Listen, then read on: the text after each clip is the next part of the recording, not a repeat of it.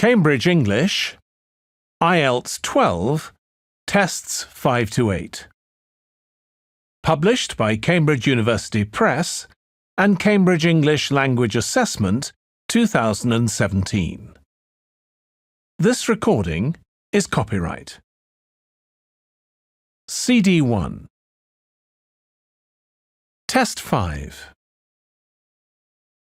You will hear a number of different recordings and you will have to answer questions on what you hear. There will be time for you to read the instructions and questions, and you will have a chance to check your work. All the recordings will be played once only. The test is in 4 sections. At the end of the test, you will be given 10 minutes to transfer your answers to an answer sheet. Now turn to Section 1.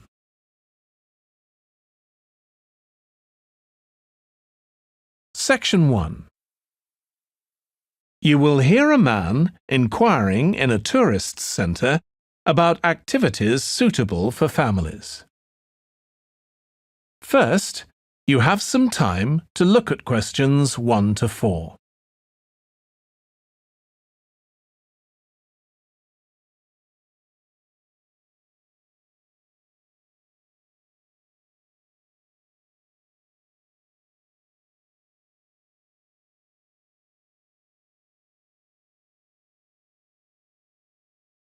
You will see that there is an example that has been done for you. On this occasion only, the conversation relating to this will be played first. Hi, can I help you? I'd like to find out if you have any excursions suitable for families. Sure. How about taking your family for a cruise? We have a steamship that takes passengers out several times a day. It's over 100 years old. The cruise takes place on a steamship. So steamship has been written in the space. Now we shall begin. You should answer the questions as you listen because you will not hear the recording a second time. Listen carefully and answer questions 1 to 4. Hi, can I help you? I'd like to find out if you have any excursions suitable for families. Sure. How about taking your family for a cruise? We have a steamship that takes passengers out several times a day. It's over 100 years old. That sounds interesting. How long is the trip? About an hour and a half. And don't forget to take pictures of the mountains. They're all around you when you're on the boat and they look fantastic. Okay. And I assume there's a cafe or something on board? Sure. How old are your children? My daughter's 15 and my son's 7. Right. Well, there are various things you can do once you've crossed the lake to make a day of it. One thing that's very popular is a visit to the country farm. You're met off the boat by the farmer and he'll take you to the holding pens where the sheep are kept. Children love feeding them. My son would love that. He really likes animals. Well, there's also a 40-minute trek round the farm on a horse if he wants. Do you think he'd manage it? He hasn't done that before. Sure. It's suitable for complete beginners. Good. And again, visitors are welcome to explore the farm on their own, as long as they take care to close gates and so on. There are some very beautiful gardens along the side of the lake which also belong to the farm. They'll be just at their best now. You could easily spend an hour or 2 there. Okay, well, that all sounds good. And can we get lunch there? You can, and it's very good, though it's not included in the basic cost. You pay when you get there. Right. Before you hear the rest of the conversation, you have some time to look at questions 5 to 10.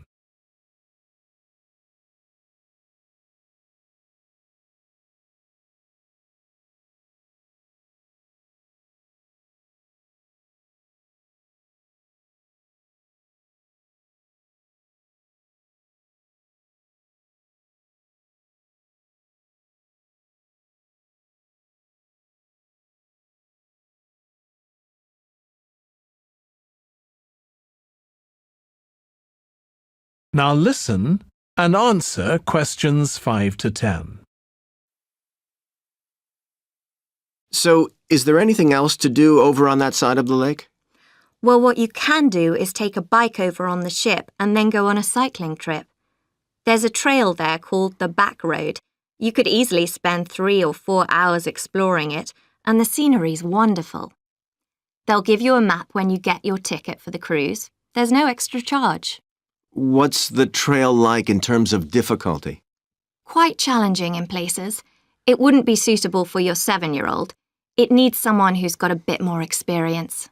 Well, my daughter loves cycling, and so do I, so maybe the two of us could go, and my wife and son could stay on the farm.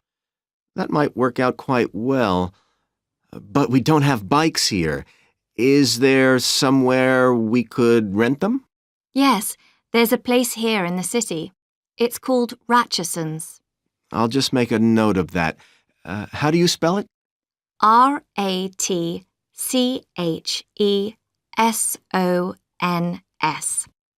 It's just by the cruise ship terminal. Okay. You'd also need to pick up a repair kit for the bike from there to take along with you, and you'd need to take along a snack and some water. It'd be best to get those in the city. Fine. That shouldn't be a problem. And I assume I can rent a helmet from the bike place. Sure, you should definitely get that. It's a great ride, but you want to be well prepared because it's very remote. You won't see any shops round there or anywhere to stay, so you need to get back in time for the last boat. Yeah. So what sort of prices are we looking at here? Let's see. That'd be 1 adult and 1 child for the cruise with farm tour. That's $117, and an adult and a child for the cruise only, so that's $214 altogether. Oh, wait a minute. How old did you say your daughter was? 15. Then I'm afraid it's $267 because she has to pay the adult fare, which is $75, instead of the child fare, which is $22. Sorry about that. That's okay. So how do we find out? That is the end of section 1. You now have half a minute to check your answers.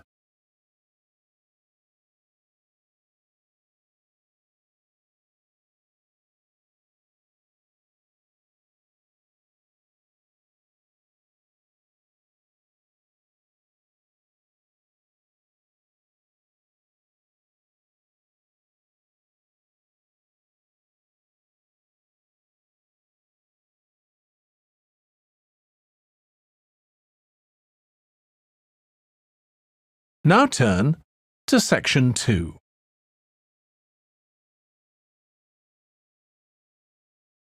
Section 2. You will hear a restaurant manager talking to a small group of new staff who are starting work as kitchen assistants in a restaurant. First, you have some time to look at questions 11 to 16.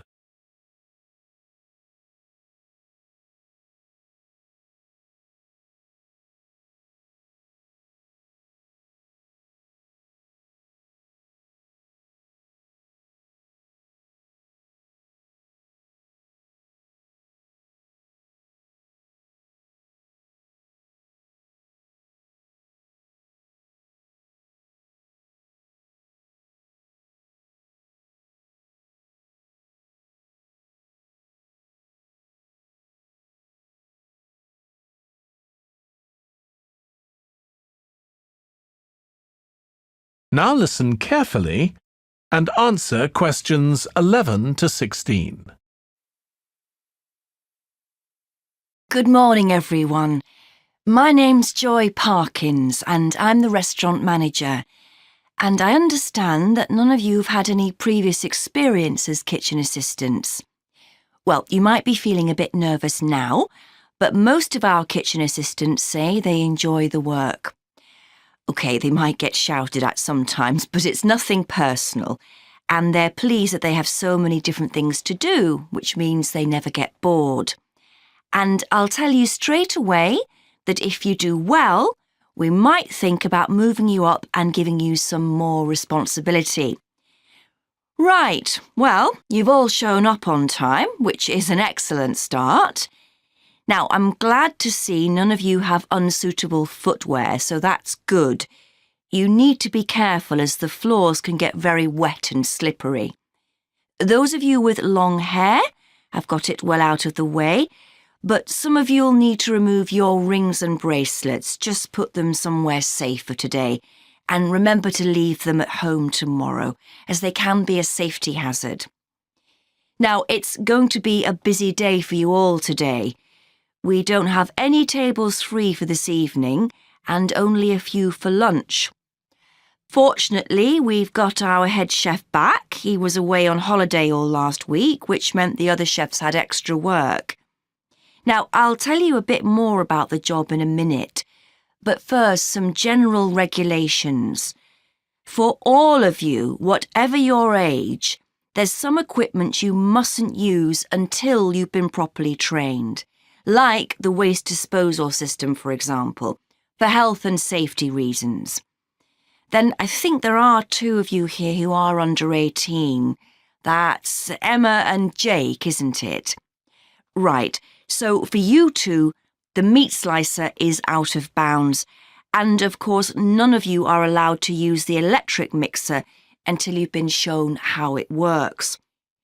Now, you may have heard that this can be a stressful job, and I have to say that can be true. You'll be working an 8-hour day for the first week, though you'll have the chance to do overtime after that as well if you want to. But however long the hours are, you'll get a break in the middle. What you will find is that you're on your feet all day long, lifting and carrying, so if you're not fit now, you soon will be. You'll find you don't have much chance to take it easy. When someone tells you to do something, you need to do it straight away. But at least we do have a very efficient air conditioning system compared with some kitchens. Before you hear the rest of the talk, you have some time to look at questions 17 to 20.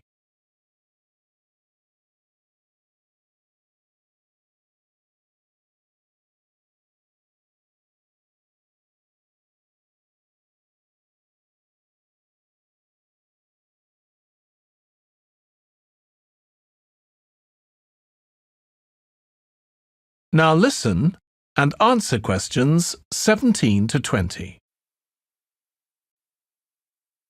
Now, let me tell you about some of the people you need to know.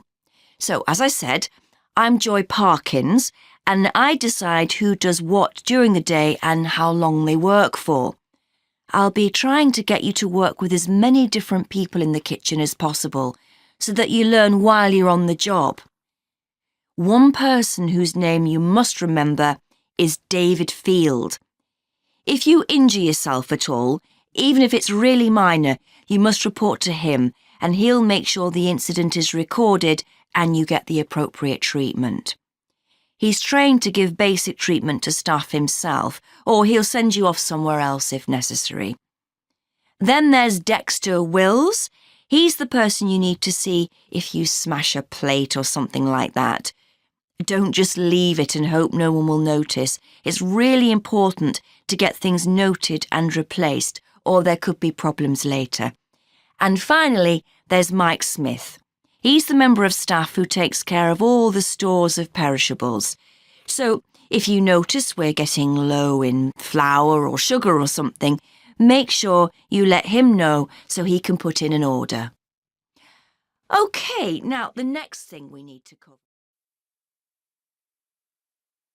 That is the end of section 2. You now have half a minute to check your answers.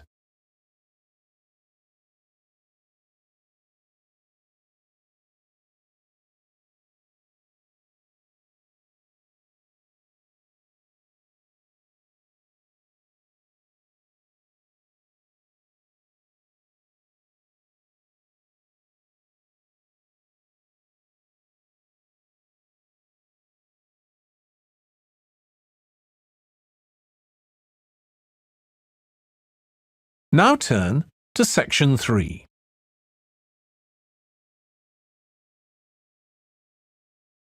Section 3. You will hear two students called Trudy and Stuart, who are both studying to be librarians, discussing a paper that they are going to write together. First, you have some time to look at questions 21 to 23.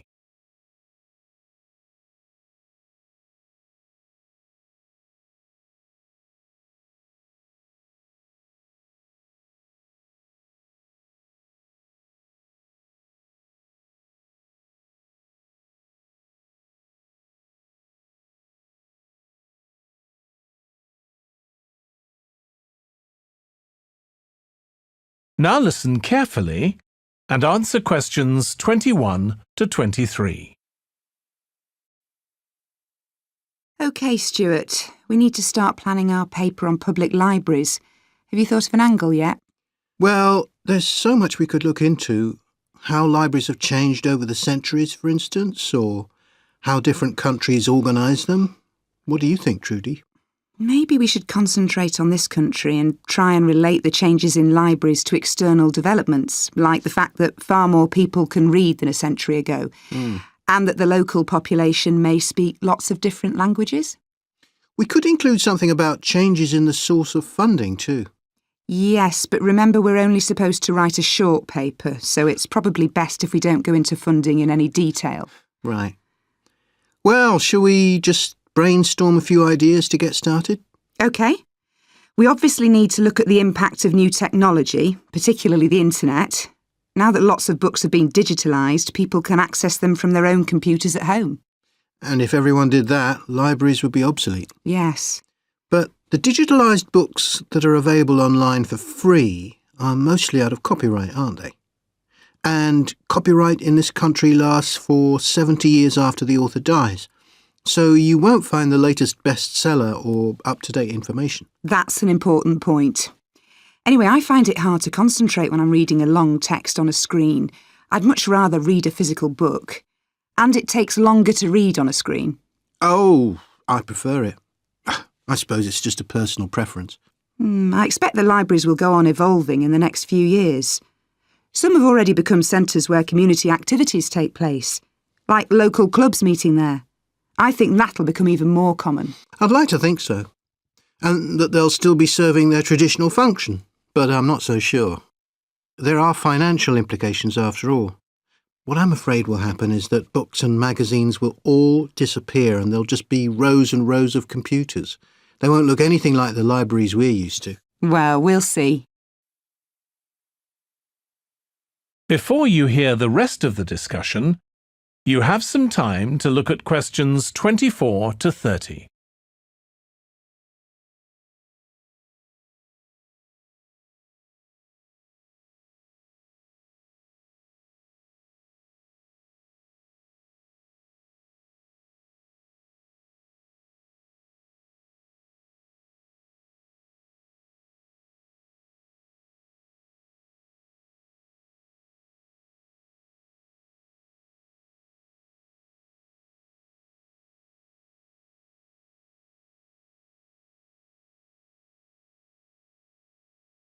Now listen and answer questions 24 to 30.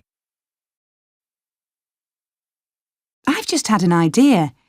Why don't we make an in-depth study of our local public library as background to our paper?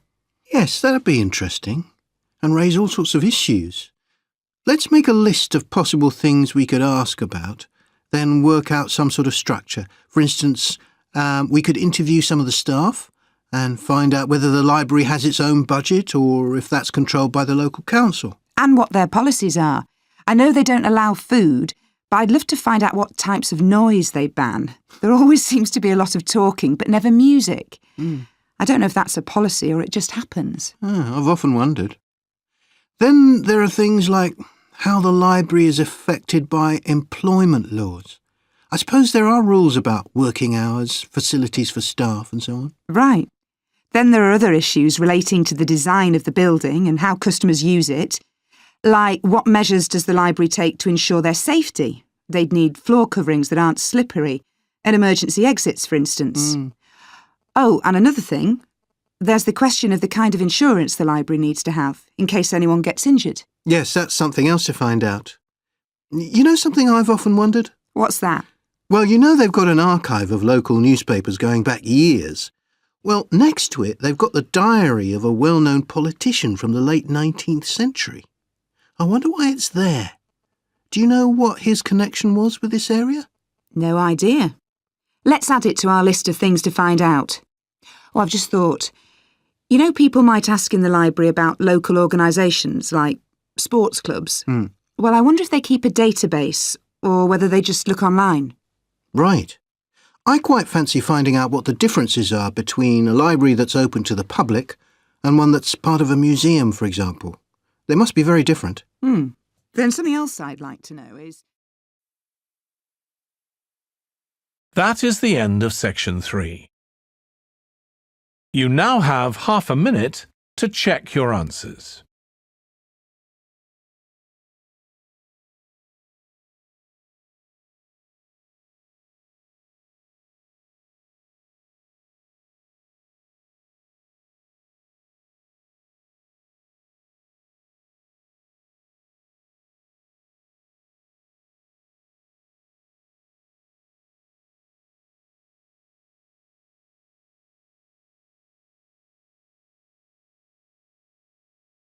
Now turn to section 4.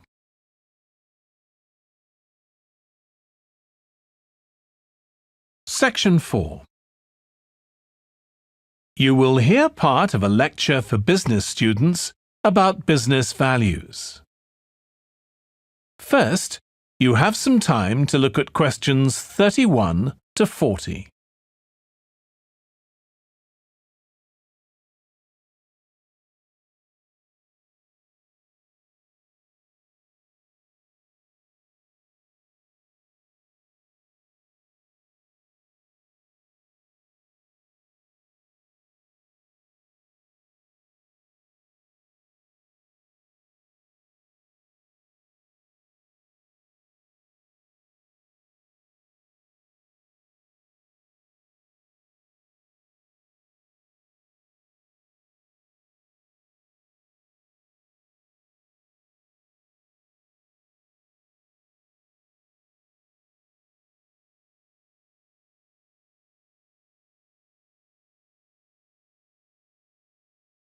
Now listen carefully and answer questions 31 to 40.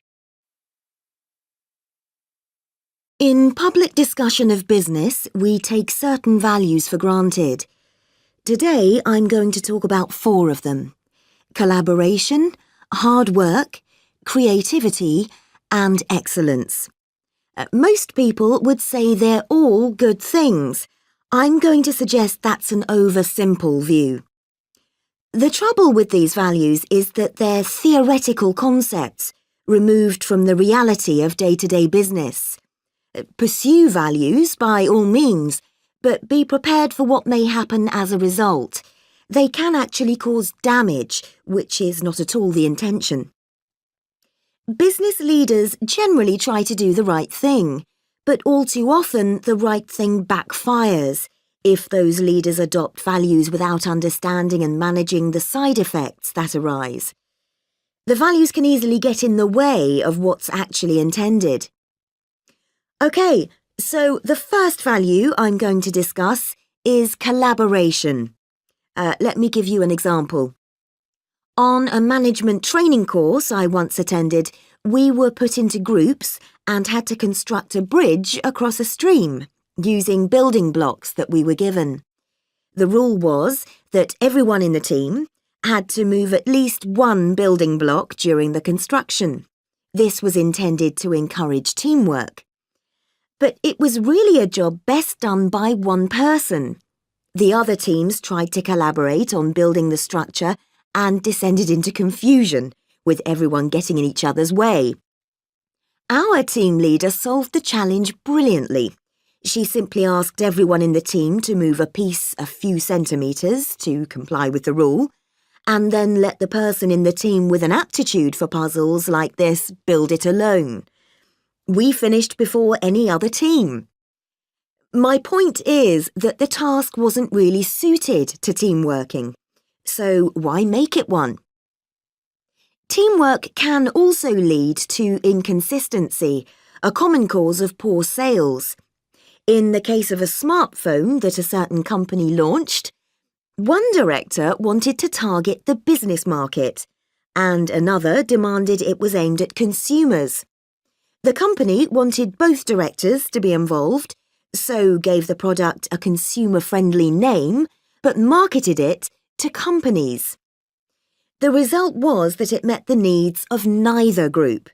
It would have been better to let one director or the other have his way, not both.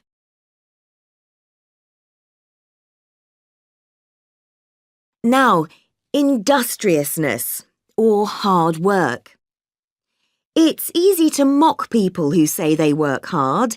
After all, a hamster running around in a wheel is working hard and getting nowhere. Of course, hard work is valuable, but only when properly targeted. Otherwise, it wastes the resources that companies value most, time and energy, and that's bad for the organisation. There's a management model that groups people according to 4 criteria: clever, hard-working, stupid, and lazy. Here, lazy means having a rational determination not to carry out unnecessary tasks. It doesn't mean trying to avoid work altogether. Most people display 2 of these characteristics, and the most valuable people are those who are both clever and lazy. They possess intellectual clarity and they don't rush into making decisions. They come up with solutions to save the time and energy spent by the stupid and hard-working group. Instead of throwing more man-hours at a problem, the clever and lazy group looks for a more effective solution. Next, we come to creativity. This often works well. Creating an attention-grabbing TV commercial, for example, might lead to increased sales. But it isn't always a good thing. Some advertising campaigns are remembered for their creativity without having any effect on sales. This happened a few years ago with the launch of a chocolate bar. Subsequent research showed that plenty of consumers remembered the adverts, but had no idea what was being advertised. The trouble is that the creator derives pleasure from coming up with the idea and wrongly assumes the audience for the campaign will share that feeling. A company that brings out thousands of new products may seem more creative than a company that only has a few, but it may be too creative and make smaller profits. Creativity needs to be targeted to solve a problem that the company has identified. Just coming up with more and more novel products isn't necessarily a good thing.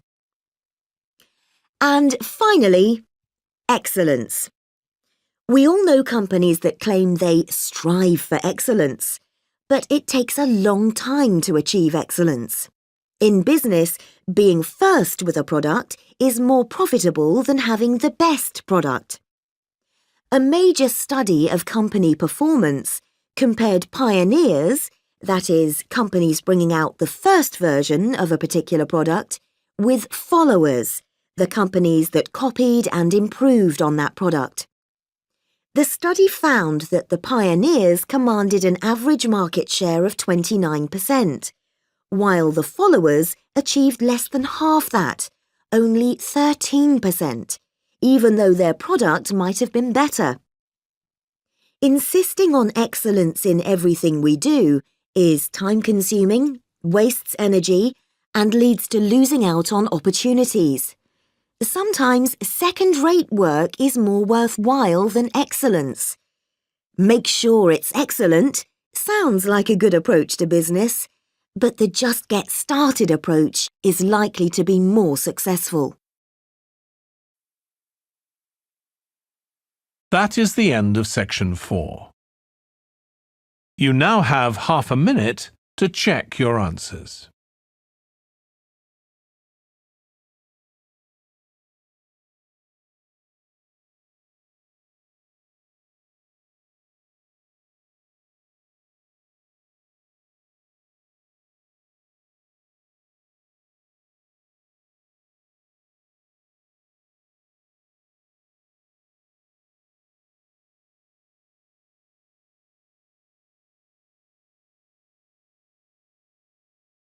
That is the end of the listening test. In the Ielts test, you would now have 10 minutes to transfer your answers to the answer sheet.